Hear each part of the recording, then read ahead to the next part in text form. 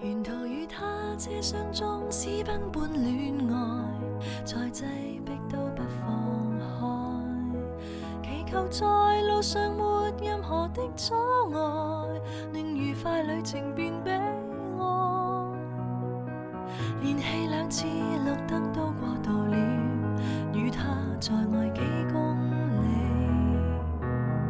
當這盞燈轉紅便會別離，憑運氣決定我生死，祈求天地放過一雙戀人，怕發生的永遠別發生，從來未順利遇上好景降臨，如何能重拾信心？祈求天父做10分鐘好人，賜我他的吻，如憐憫罪人。我愛主，同時亦愛一位世人，祈求沿途未變心，請給我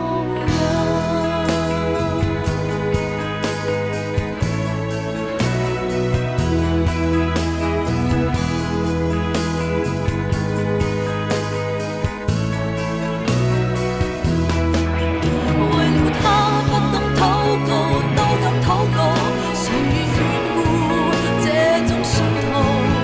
用兩手遮掩雙眼，專心傾訴，寧願答案望不到。唯求與他車廂中可抵達未來，到車位都不放開。無論路上歷盡任何的傷害，任由我決定愛不愛。祈求天地放過一雙戀人，怕發生的永遠別發生，從來未順利遇上好景降臨，如何能重拾信心？祈求天父做10分鐘好人，賜我他的吻，如憐憫罪人。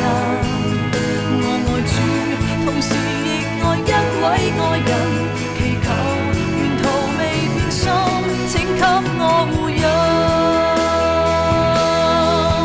為了他不懂禱告，都敢禱告，誰願眷顧這種信徒？太愛他，怎麼想到這麼恐怖？對綠燈去哀求哭訴。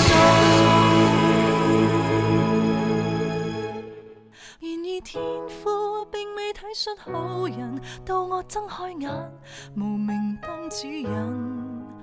我愛主，為何任我身邊愛人離棄了我下了車？你怎